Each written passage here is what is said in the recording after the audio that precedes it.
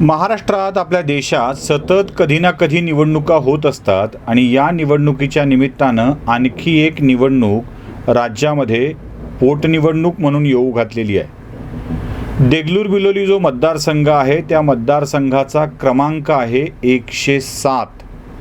आता याची पोटनिवडणूक रावसाहेब अंतापूरकरांच्या निधनामुळे येऊ घातलेली आहे आणि या निवडणुकीत आता भाजपनं देखील आपली ताकद पणाला लावलेली आहे. खरं तर युतीच्या राजकारणात ही जागा नेहमी शिवसेना लढत होती.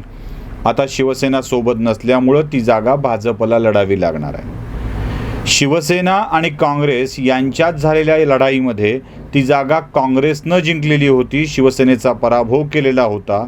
विद्यमान आमदार काँग्रेसचा असल्यामुळं आता ती जागा परत एकदा काँग्रेस लढवणार आहे. या स्थितीमध्ये आता भाजप विजयी होणार की काँग्रेस असा प्रश्न आहे. आता 107 क्रमांकाचा मतदारसंघ सध्या भाजपच्या आमदारांची संख्या 106. या मतदारसंघात विजय मिळवून भाजप 107 क्रमांकाचा आमदार मिळवणार का हा देखील प्रश्न आहे. अजित पवार म्हणाले होते की जर आमच्यातून फुटून कोणी दुसरा लढायला लागला तर आम्ही सगळे मिळून त्याच्या विरोधात लढू, मग बघू कोण माईचा लाल निवडून येतो ते. पंढरपूरमध्ये भालके यांच्या निधनामुळं पोटनिवडणूक झाली. भालके यांच्या मुलाला उभं केलं गेलं आणि पंढरपुरात समाधान आवताडेंच्या रूपानं माईचा लाल अजित पवारांना सापडला. तिथे राष्ट्रवादी काँग्रेसचा उमेदवार भगीरथ भालके जे स्वतः आमदार भालकेंचे चिरंजीव होते त्यांनाच पराभवाचा सामना करावा लागला. आता पुन्हा हिस्ट्री रिपीट होते आहे. पंढरपुरात आमदार भारत भालके यांच्या निधनानंतर रिक्त झालेल्या जागेवर त्यांना सहानुभूती मिळेल म्हणून भगीरथ भालके या त्यांच्या चिरंजीवाला तिकीट दिलं आणि त्यांचा पराभव झाला. 106व्या क्रमांकाचा भाजपचा आमदार निवडून आला. पंढरपुरात अजित पवारांना माईचा लाल सापडला. आता प्रश्न हा आहे की अंतापूरकर म्हणजे रावसाहेब अंतापूरकर यांच्या निधनानंतर पुन्हा एकदा काँग्रेस त्यांच्या मुलाला तिकीट देते आहे आणि अंतापूरकरांचा मुलगा ज्याचं नाव जितेश अंतापूरकर आहे तो ही निवडणूक लढवण्याच्या विचारात आहे. म्हणजे आता पुन्हा एकदा दिवंगत आमदाराच्या मुलाचा युद्ध, राजकीय युद्ध भाजपसोबत होणार आहे अशी स्थिती दिसते आहे. आणि या निवडणुकीत यश मिळणार का? भगीरथ भालके त्यांच्या बाजूनं सहानुभूती मिळवू शकले नाहीत आणि भाजपला यश मिळालं. आता जितेश अंतापूरकर सहानुभूती मिळवू शकणार का हा देखील एक प्रश्न आहे. देगलूर बिलोलीच्या निवडणुकीमध्ये आता हा मतदारसंघ आरक्षित आहे आणि तिथे अनेक जण इच्छुक आहेत. काँग्रेसकडूनही इच्छुक आहेत. म्हणजे शिवसेनेला ही जागा सोडावी लागते आहे. शिवसेनेचे साबणे यापूर्वी तिथून निवडणूक लढले होते, ते मागच्या निवडणुकीत पराभूत झालेत. त्याआधीच्या निवडणुकीमध्ये ते विजयी झालेले होते. जे 14ला विजयी झाले होते, 19ला ते पराभूत झालेले आहेत. आता या साबणेंना या मतदारसंघातून पुन्हा पक्षाकडून उमेदवारी हवी आहे, पण ती मिळण्याची शक्यता दिसत नाही.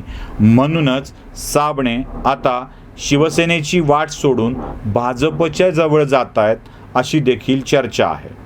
भाजप ही चर्चा खूप गांभीर्यानं करते आहे आणि साबणे देखील पक्षांतराचा विचार खूप गांभीर्यानं करतायत.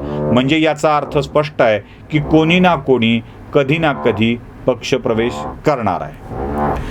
आता भाजपकडून इच्छुक कोण कोण आहे, कुणाकुणाच्या नावाची चर्चा सुरू आहे आणि काँग्रेसकडून कोणाकोणाच्या नावाची चर्चा सुरू आहे हे देखील बघणं आवश्यक आहे. जितेश अंतापूरकर यांना उमेदवारी मिळेल असं गृहीत धरलं जात आहे. पाठोपाठ एक निवृत्त अधिकारी आहेत जे अप्पर जिल्हाधिकारी म्हणून निवृत्त झाले. निवृत्तीच्या काही दिवस आधी त्यांना बीडमध्ये ट्रॅप सहन करावा लागला. त्या BM काळेंचं नाव चर्चेत आहे.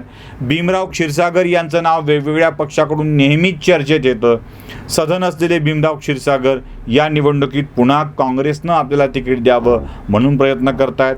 मंगेश कदम नावाचे एक व्यक्ती आहेत, तेही याबाबत प्रयत्न करतायत. भाजपकडूनही अनेक लोक इच्छुक आहेत. भाजपकडून मारुती वाडेकर, प्राध्यापक उत्तम कुमार कांबळे, धोंडीबा कांबळे यांची नावं देखील चर्चेत आहेत. भाजप सोलापूरप्रमाणे येवती या गावचे महाराज जे नराशाम महाराज आहेत त्यांना उभं करतील अशीही शक्यता आहे. पण या महाराजांच्याकडं त्यांचं जात प्रमाणपत्र वैध आहे का, वैधता उपलब्ध आहे का, हा देखील एक प्रश्न आहे. जसा सोलापूरमध्ये फटका बसला तसा फटका इथे बसू नये याची काळजी भाजप नेहमी घेत राहील. त्यामुळं अशा स्वरूपाच्या जात वैधता प्रमाणपत्र नसलेल्या व्यक्तीला भाजप उमेदवारी देईल का, हा प्रश्न आहे. भाजपच्या बाजूनं अनेक सर्वे करण्यात आले होते आणि या सर्वेमध्ये भाजपकडून इच्छुक असलेल्या उमेदवारांच्या विजयाची शक्यता ही 10% वर जात नव्हती. अशा स्थितीमध्ये भाजपकडं पर्याय उरतो तो एक चांगला व्यक्ती घेऊन त्याला उमेदवारी देण्याचा. आयते सुभाष साबणे हे भाजपच्या गळाला लागलेले आहेत. सुभाष साबणे हे या मतदारसंघातून शिवसेनेचे म्हणून निवडून आलेले आहेतच. याशिवाय सुभाष साबणे यांची क्षमता ही चांगली आहे. भाजपनं हीच संधी साधलेली आहे, कारण महाविकास आघाडीची निवडणूक लढता लढता शिवसेना आपला उमेदवार देणार नाही हे साबणे यांना देखील उत्तम पद्धतीनं ठाऊक आहे. साबणेंना उमेदवारी मिळणार नसेल तर भाजप साबणे यांच्यावरती डाव लावायला तयार आहे. आता साबणेंना भाजपनं आपल्यात सामील करून घेतल्यानंतर जो काही विषय होईल ती सरळ फाईट साबणे आणि काँग्रेसचा उमेदवार यांच्यामध्ये होईल. भाजपची ताकद तिथे कमी आहे असं गृहीत धरलं तरी साबणेंची शक्ती मात्र मोठी आहे असं विसरून चालणार नाही. साबणे आणि अंतापूरकर यांच्यामध्ये सरळ फाईट झाली तर ही टफ फाईट होईल आणि काँग्रेसच्या मतामध्ये थोडीही विभागणी झाली तर साबणे यांचा विजय नक्की मानला जाईल. वंचित बहुजन आघाडी या निवडणुकीमध्ये आपला उमेदवार उतरवणार हे नक्की आहे आणि वंचित बहुजन आघाडी जर या निवडणुकीत उतरणार असेल आणि वंचितचा उमेदवार जर बऱ्यापैकी म्हणजे 10,000 मतं घेणारा जरी असेल तरी ही निवडणूक काँग्रेससाठी खूप कठीण जाणार आहे. अशोक चव्हाणांच्यासाठी ही निवडणूक प्रतिष्ठेची आहे, कारण सहकारी पक्षाला नाराज करत ते उमेदवारी आपल्या पक्षाकडे घेणार आहेत आणि तिथून विजयी करणं ही जबाबदारी अशोक चव्हाणांची असणार आहे. आणि भाजपनं देखील या निवडणुकीत यश मिळवण्यासाठी कंबर कसलेली आहे. संपूर्ण मराठवाड्यातील शक्ती तिथे लावण्यात आलेली आहे. लातूरहून संभाजी पाटलांचं तिथून बळ मिळणार आहे. जालन्यावरून बबनराव लोणीकरांच्यावरती ती वेगळी जबाबदारी देण्यात आलेली आहे, कारण त्यांनी याआधी त्या जिल्ह्यामध्ये काम केलेलं आहे.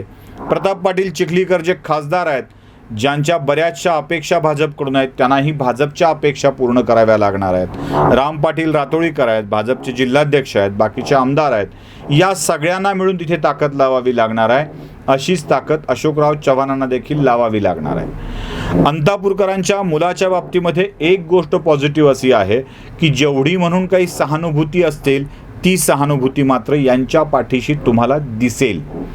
आता या सहानुभूतीचा आधार घेऊन अंतापूरकरांचा मुलगा परत एकदा या निवडणुकीत आपल्या पित्याची जागा कायम राखेल का, हा प्रश्न आपल्या सगळ्यांच्या समोर आहे.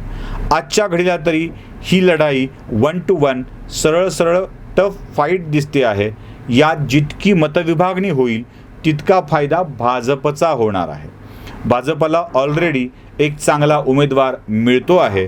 आता मतांची विभागणी आणि भाजपला मिळणारा उमेदवार याच गोष्टी खूप महत्त्व ठेवून असतील. त्यामुळं पुढची उमेदवार कोणकोणती असणार आहेत यावरती विशेष लक्ष द्यावं लागणार आहे. आणि सगळ्यात मोठी गोष्ट 107 क्रमांकाचा माईचा लाल अजित पवारांना या निवडणुकीत सापडेल का, हा सुद्धा प्रश्न आपल्या सगळ्यांच्या समोर आहे. व्हिडिओ आवडला असेल तर लाईक, शेअर आणि सबस्क्राईब नक्की करा. बेल आयकॉन दाबायला विसरू नका. धन्यवाद.